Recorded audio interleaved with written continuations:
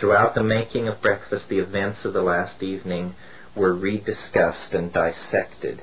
Vanessa and Dave were unmoved by Dennis's excited assertion that some extremely peculiar energy field had been tapped into and verified. At the end of breakfast, I suggested to Dennis that rather than arguing with people about the nature of the experience, he should go off by himself and write down all that he thought about the strange sound that he had made. He accepted this idea and made his way back up the hill to the Knoll house to be alone, and there he wrote, 28 February 1971. I approach these pages with a peculiar sense of urgency, as a man might who had confronted an inexplicable phenomenon, as some impossible creation of dreams or unaccountable natural principle. The task facing such a man would be a very subtle one, that is, to describe the phenomenon as accurately as possible. My task is compounded by the fact that the phenomenon I must try to describe has itself to do with the very tools of description, i.e. language. This rather peculiar statement will begin to make more sense as we explore the concept more fully. Before going further, something tells me it is necessary to consider who I am. 24 hours ago, I thought I knew. Now, this has become the most perplexing question I have ever been confronted with. The questions leading from it will provide the answers that will allow us to understand and use the phenomenon which is so difficult to describe. This may be the last characters of crude language that I will ever apply to the description of anything, since the phenomenon begins at the edge of language where the concept-forming faculty gropes but finds no words. I must be careful to avoid not distinguishing between mere language, symbol, metaphor, and the reality I'm attempting to apply it to. Since any phenomenon is, to a point, describable in empirical terms, so too with this one. It has to do with controlling one's body chemistry in such a way as to produce very specific vocal and audio phenomena. The state becomes possible when highly biodynamic vegetable alkaloids, specifically tryptamines and MAO inhibitors, are introduced into the body under very carefully regulated parameters. This phenomenon is apparently possible in the presence of tryptamines alone, though MAO inhibition definitely helps to trigger it by facilitating tryptamine absorption. The phenomenon has now been triggered by two people within our immediate group. Terence has been experimenting with vocal phenomena under the influence of DMT for some years now. Until last night, when I triggered and experienced the sound wave for a few brief seconds under the influence of 19 Stropharia mushrooms, Terence was the only person I knew who claimed ability to perform this sound. But last night, after ingesting the mushrooms, we lay waiting in our hammocks. The heavy, poison feeling that commonly passes briefly over the limbs at the beginning of the Stropharia visions had by this time passed completely. It had given way, in me at least, to a warm suffusion of contentment and good feeling that actually seemed to burn away somewhere inside of me. Such feelings I have had before, both on mushrooms and just after DMT flashes. Then we began to discuss people far away and how we might attempt to contact them fourth-dimensionally. Not such a strange rap for us. But it was definitely at some point in time near to that conversation that I first heard the sound. Immeasurably distant and faint, in the region between the ears, not outside, but definitely, incredibly there, perfectly distinct on the absolute edge of audio perception, a sound almost like a signal or very, very faint transmissions of radio buzzing from somewhere. Something like tingling chimes at first, but gradually becoming amplified into a snapping, popping, gurgling, crackling electrical sound. I try to imitate these noises with my vocal cords, just experimenting with a kind of humming, buzzing vocal sound made deep in the throat. Suddenly it was as if the sound of my voice locked into each other, and the sound was my voice, but coming out of me in such a way that no human voice could possibly distort itself the way mine was doing. The sound was suddenly much intensified in energy and was like the sound of a giant. This mood of calm resignation was something new to me, perhaps enhanced by the mushroom, but developed during the month in Colombia preceding our trek into the jungle. As I walked, I looked for a place to sit down. Dennis had offered me his journal entry for that day to read. 1 March 1971. 1 Last March night I 71. again triggered the phenomenon Last after night, having I eaten one again triggered mushroom the and phenomenon smoking after grass. having eaten one It mushroom was almost and smoking identical to the grass. first It experience. was almost identical A to the lifting, first pulsing experience. wave A of lifting, vocal buzzing, pulsing wave of growing vocal loud very buzzings, quickly, growing and loud picking very up shock quickly and energy picking as up it did shock so. energy as it did Though I so. could have prolonged the Though I could have prolonged the brief sound beyond a burst, brief burst, I did not because of the energy. I am certain that soon it will become possible to trigger the sound completely without tryptamines or other drugs. It is becoming easier to plug in on each time, and I feel now that it is accessible at any time. It is clearly a learned activity that tryptamines can initiate and trigger, but it can happen without tryptamines once it is understood and mastered. We have thus far been able to establish the existence of peculiar vocal phenomena in 2 individuals subject to similar experimental controls. We must now attempt to understand what it is that the phenomenon could be. We must perform experiments with the sound and from our results develop theories to understand the processes at work. Terence has experimented with these sounds far more than anyone else, and I am the only other one that I know of, and he has discovered some interesting things. The DMT-initiated state, which allows prolonged bursts of this vocal energy, he describes as being one of seeing the levels of sound become more dense as they finally materialize into small, gnome-like, machine-like creatures made of a material like obsidian froth, which pours from the body, mouth, and sex organs as long as the sound continues. It is effervescent, phosphorescent, and indescribable.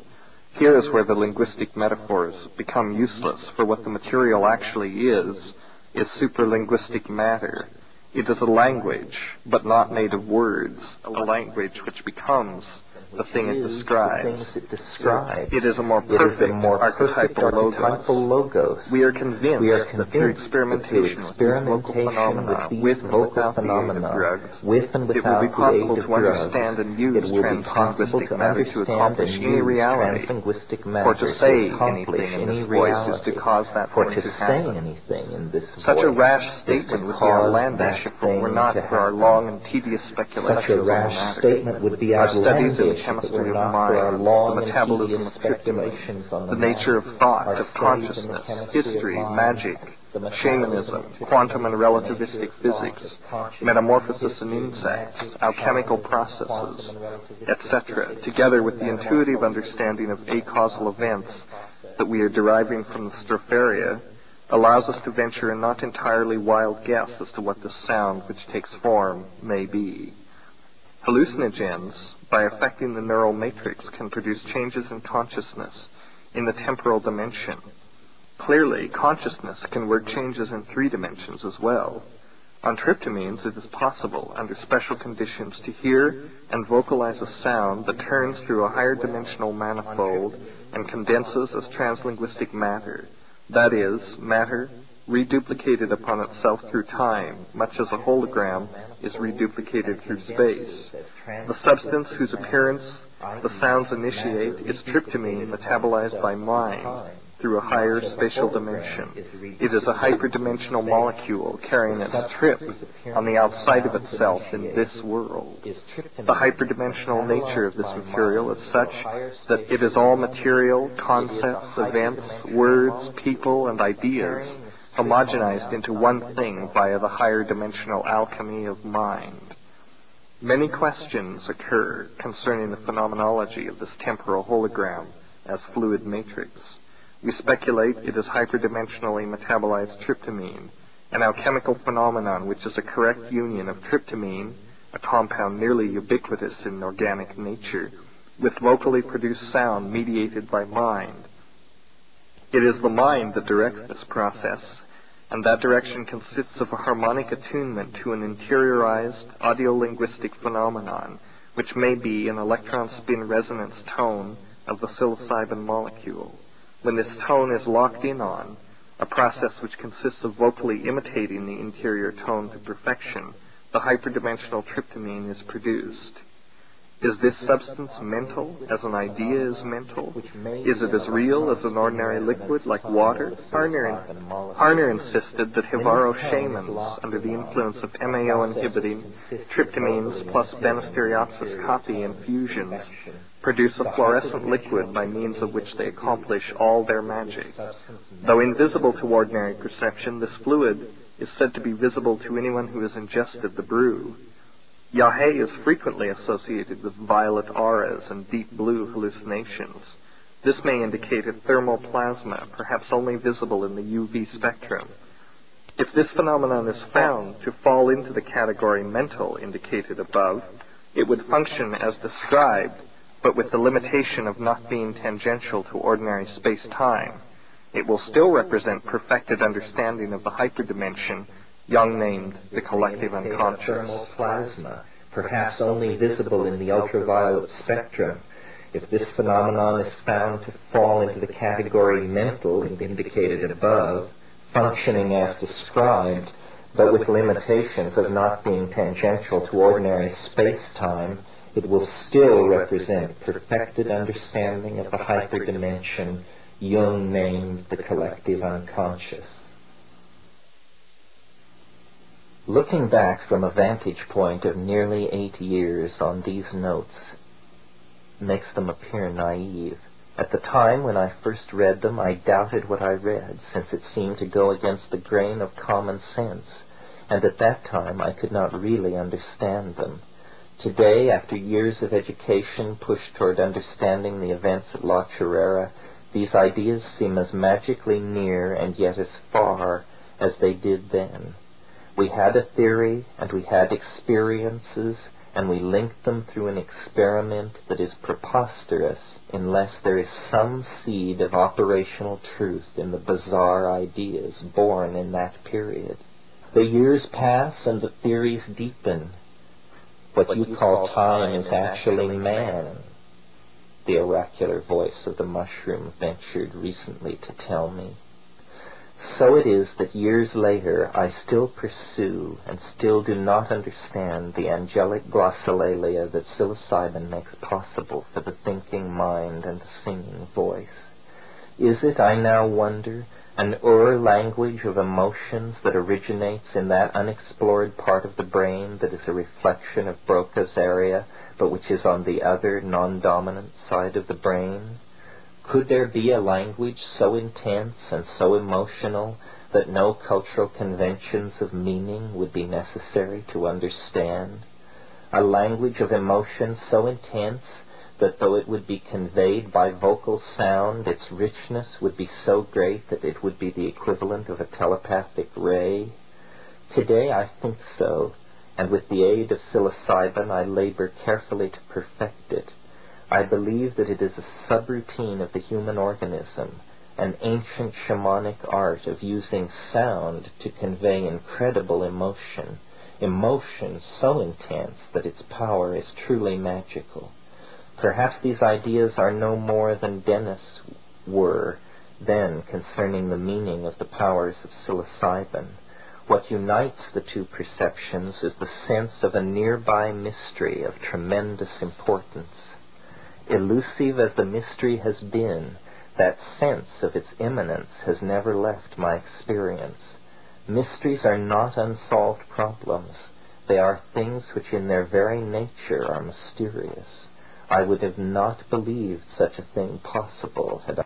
Dennis, who had been rather withdrawn and snappish with everyone since his experience and its mixed reception, had wandered down the forest trail in the direction of the Witoto village 13 kilometers away.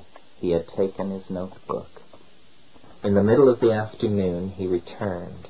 He was very excited, and he had completed writing out the preliminary notes for what became the experiment at La Chorrera. It was the only written record of his ideas that was actually made at the time, and as such is the only piece of written primary evidence that we have about how we both viewed what we were doing as we were doing it.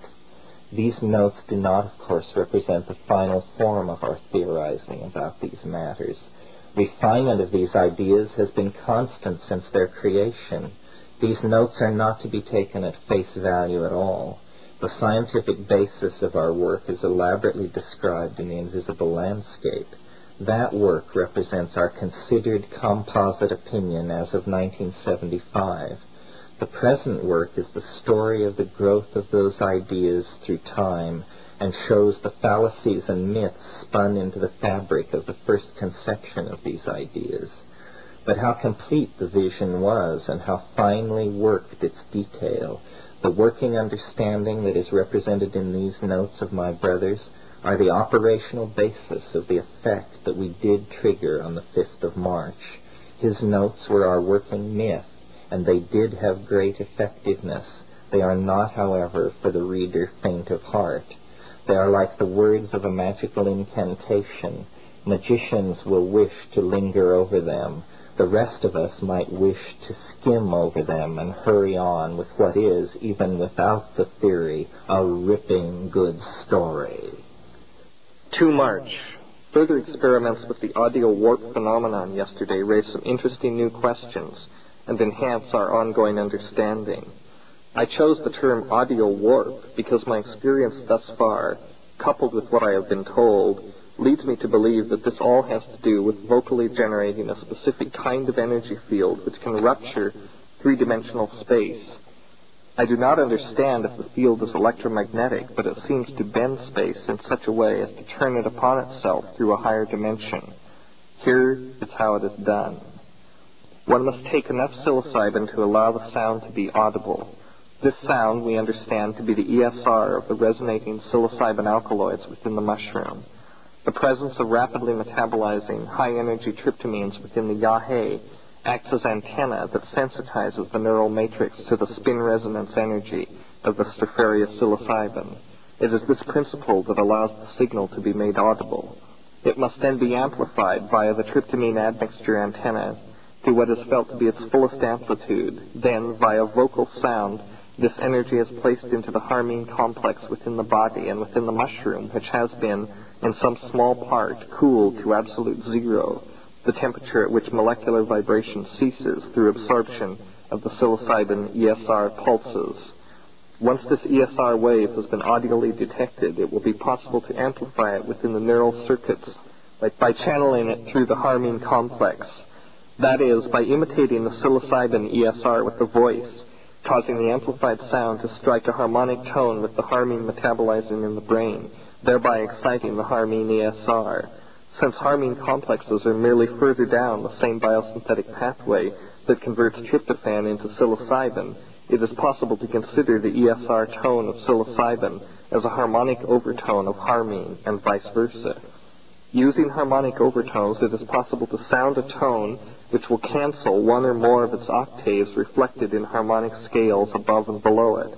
This is easily demonstrated on a cello. Suppose a tone, say the open string A, is sounded. The sound is a wave vibration of air molecules caused by the string which acts as a resonator. The tone is heard most loudly in the key in which it was sounded, but it also sounds every other key of A in the octaves above and below it. It is possible to cancel out the original tones by touching the string very lightly at certain harmonic points. When this is done, the overtones in the higher and lower registers become audible. If one understands the theory of harmonic resonators well enough, one can determine which overtones will be resonated if certain points on the string are touched. When this understanding is applied to molecular ESR resonation, it remains essentially the same in principle. When the ESR tone of the psilocybin is heard by a tryptamine antenna, it will strike a harmonic tone in the harmine complexes being metabolized within the system, causing its ESR to begin to resonate at a higher level.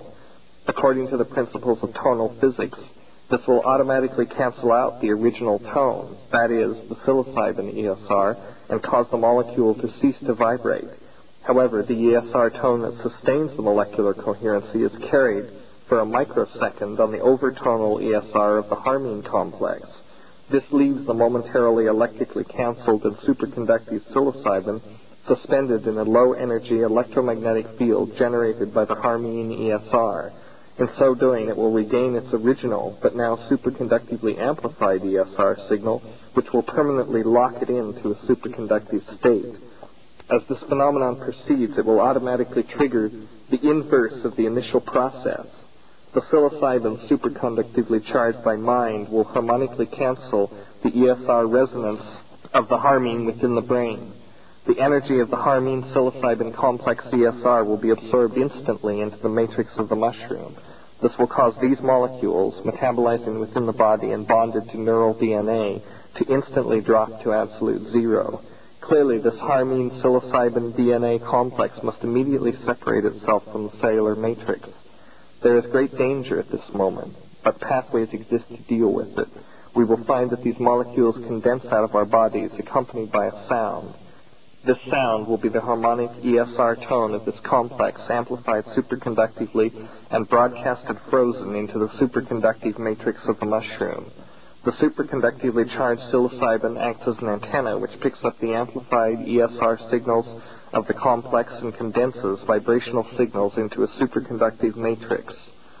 The opus can now be briefly summarized. The mushroom must be taken and heard. The yahe must be taken and charged with the overtonal ESR of the psilocybin via voice-imparted amplified sound. The ESR resonance of the psilocybin in the mushrooms will be cancelled and it will drop into a superconducting state. A small portion of the physical matter of the mushroom will be obliterated. The superconductively charged psilocybin will pick up the ESR harmonic of the yahe complex. This energy will be instantly and completely absorbed by the higher dimensional tryptamine template. It will be transferred to the mushroom as vocal sound and condensed onto the psilocybin as a bonded complex of superconductive harmine psilocybin DNA. The result will be a molecular aggregate of hyperdimensional superconducting matter that receives and sends messages transmitted by thought, that stores and retrieves information in a holographic fashion in neural DNA, and that depends on superconductive harmine as a transducer energy source, and superconductive RNA as a temporal matrix. This aggregate will be a living and functioning part of the brain of the molecular singer who creates it. It will be composed of higher dimensional matter, that is, matter that has been turned through the higher dimension via the process of canceling its electrical charge with a harmonic vibration, transmitting that vibration across space from superconductive transmitter to superconductive receiver, and then recondensing that vibration onto a superconductive template, the charged psilocybin in the mushroom, until the harmine psilocybin DNA complex condenses into a superconducting molecule. A molecule that is hyperdimensional matter would, by this theory, remain so as long as it remains in the superconducting configuration, probably forever, since it is powered by its own ESR energy.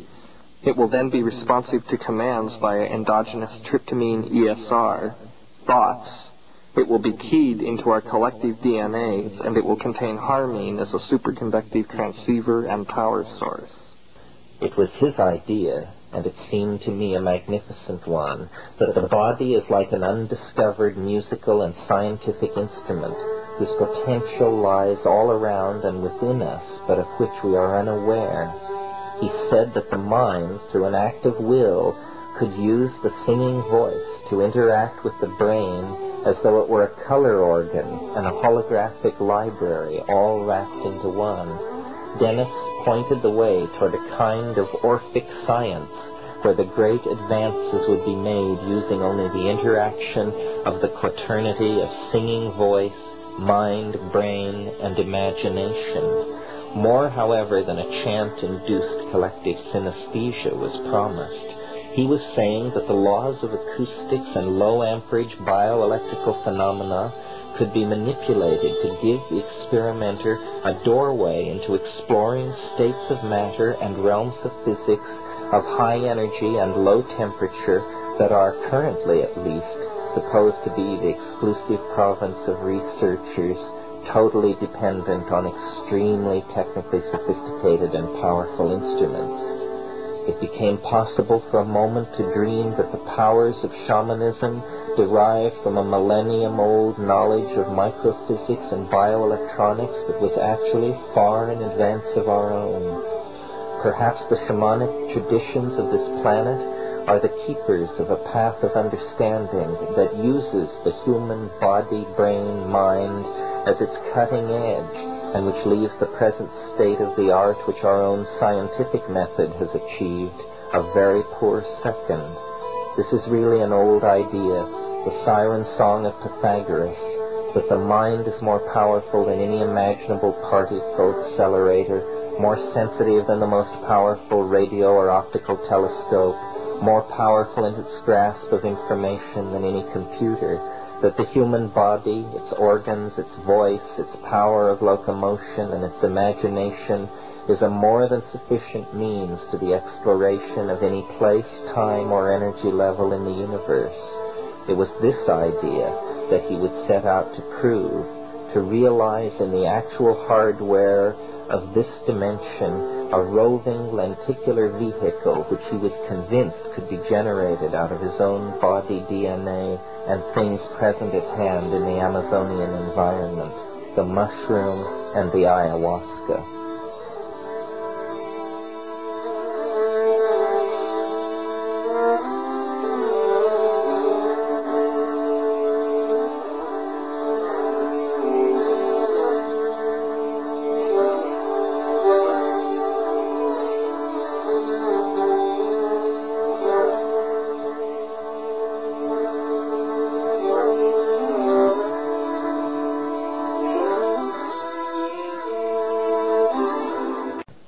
Our little hut on its stilts looked in the flickering firelight like a small spaceship dropped into the howling jungles of an alien world. We all felt like we were approaching hyperspatial overdrive. There was a sense of immense energies accumulating. The effect was reinforced by the hammocks hanging like acceleration slings ready to receive a starship's crew. Dennis lay in his hammock, nearly unable to hold a pencil, but writing furiously in tight operational terms about the experiment just ahead. The mushroom is presently metabolizing within our bodies. This has keyed in on the tryptamine template in the living mushroom, and it has been sensitized for the condensation of the harmine psilocybin DNA molecule. When the yahe is ingested, the harmine analog will start to metabolize within the body. The ESR of the pre-sensitized psilocybin circuit will immediately cancel the ESR of the harmine and cause it to bond superconductively to the DNA-RNA complex both in our bodies and in the mushroom simultaneously in a higher dimension. The bonding completed, the harmine DNA memory bank and drive unit will condense into the waiting charged psilocybin circuit in the mushroom. We will see this condensation as it will appear in the mushroom at the same instant that the bond is completed in a higher dimension. We will see this condensation as it will appear in the mushroom at the same instant that the bond is completed in a higher dimension. Dennis explained that he was unable to move very well because something having to do with the backward flow of time and the ever-increasing constraints on the set of possible futures had rendered him nearly immobile. Only the mind, planning and computing, was free.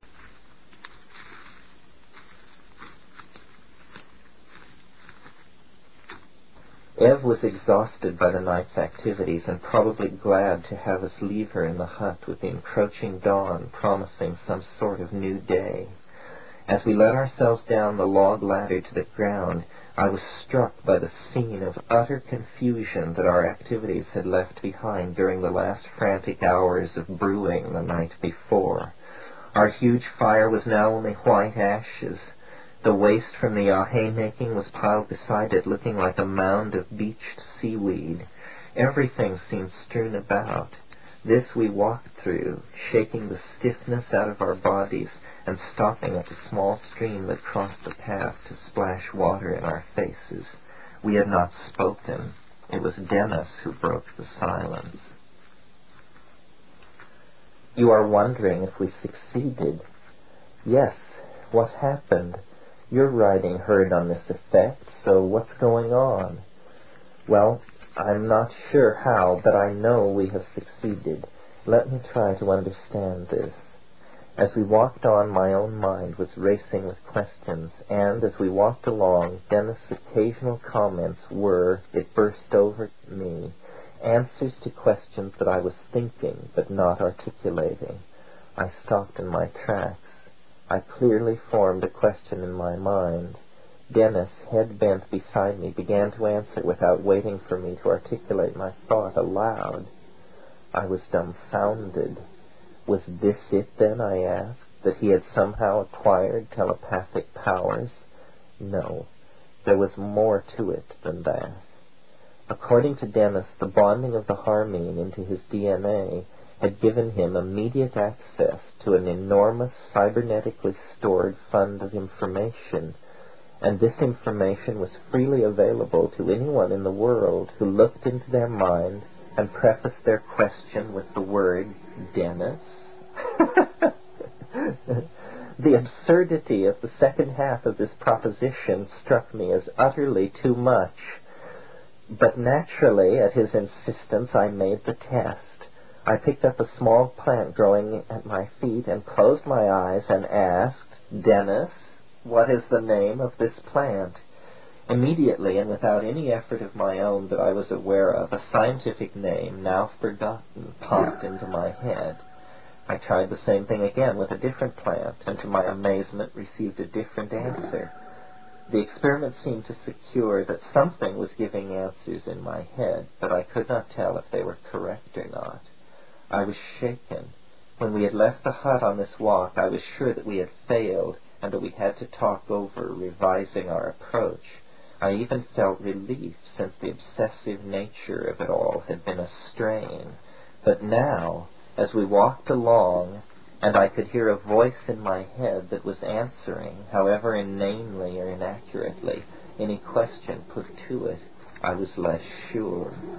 Dennis was oddly preoccupied, yet he assured me that his effort had succeeded, and that all over the world the wave of hypercarbylation was sweeping through the human race, eliminating the distinction between the individual and the community, as everyone discovered themselves spontaneously pushing off into a telepathic ocean whose name was that of its discoverer, Dennis McKenna.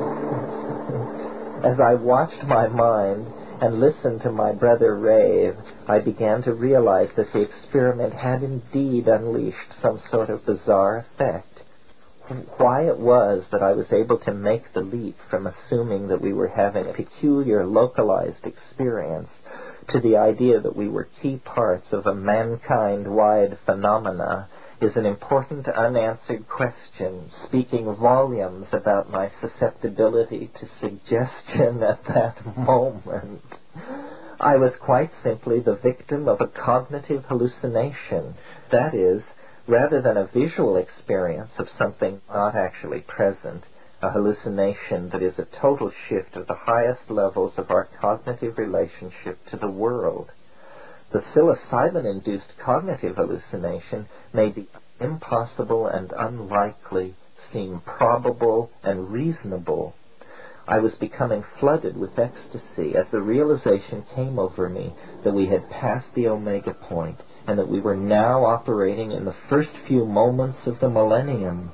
Both of us could feel the excitement in us rising toward the realization that the world was now somehow radically different, totally different, in a fundamental way. Dennis spoke. So, this must be it.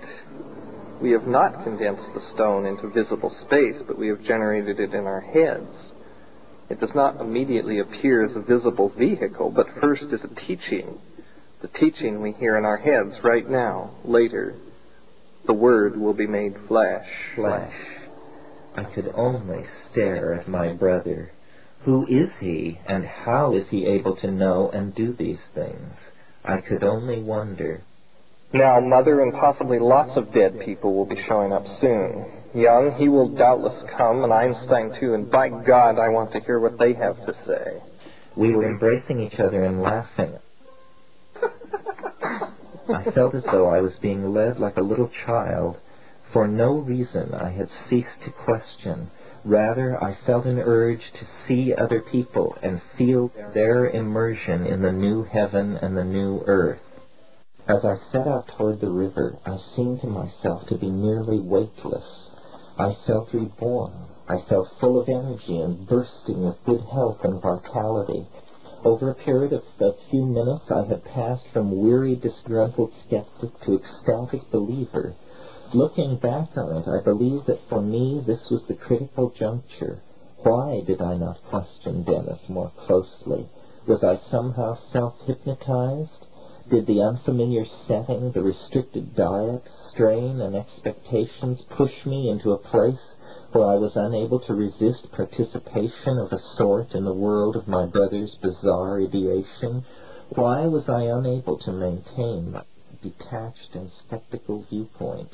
In some sense, this willing suspension of disbelief is the crux of the matter, and, I believe, of many a close encounter situation. The other plays with us and approaches us through the imagination, and then a critical juncture is reached.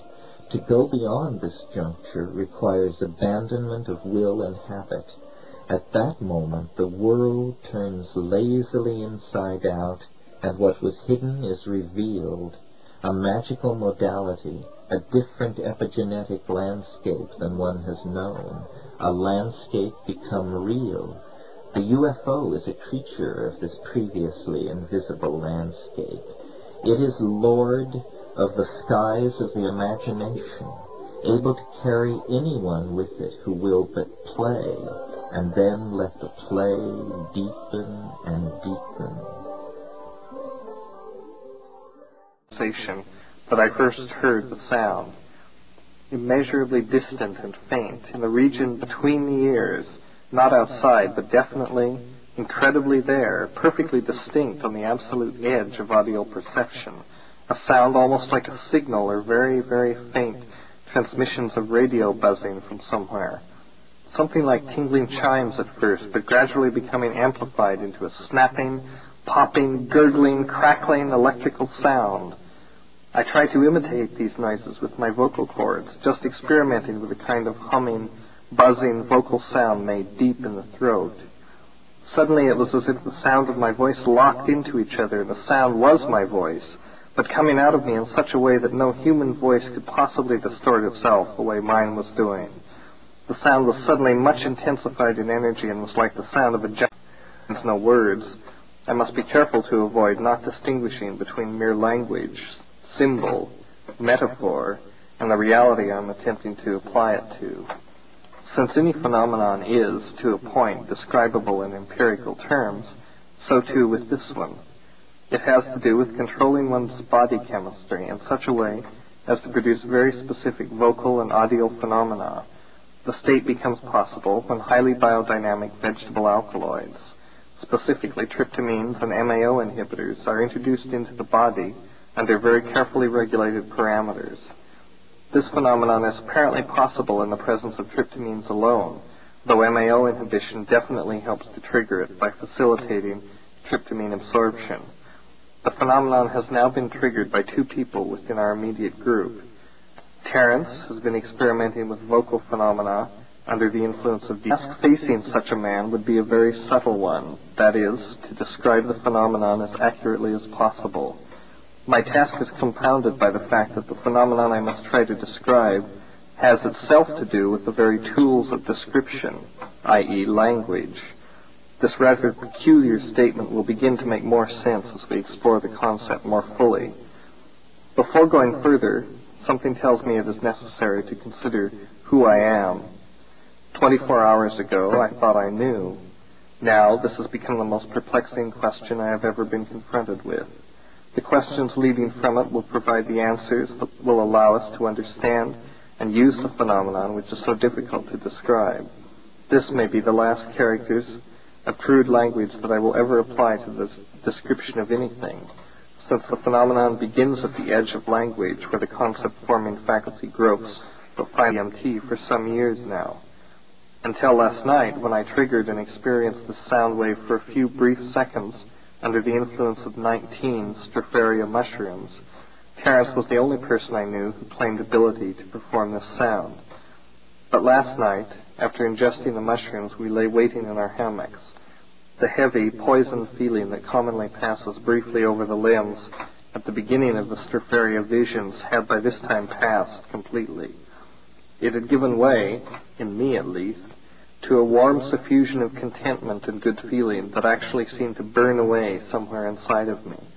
Such feelings I have had before, both on mushrooms and just after DMT flashes. Then we began to discuss people far away and how we might attempt to contact them fourth-dimensionally. Not such a strange rap for us. But it was definitely at some point in time near to that conversation. Throughout the making of breakfast, the events of the last evening were rediscussed and dissected. Vanessa and Dave were unmoved by Dennis's excited assertion that some extremely peculiar energy field had been tapped into and verified. At the end of breakfast, I suggested to Dennis that rather than arguing with people about the nature of the experience, he should go off by himself and write down all that he thought about the strange sound that he had made. He accepted this idea and made his way back up the hill to the Knoll house to be alone, and there he wrote, 28 February 1971. I approach these pages with a peculiar sense of urgency, as a man might who had confronted an inexplicable phenomenon, as some impossible creation of dreams or unaccountable natural principle. The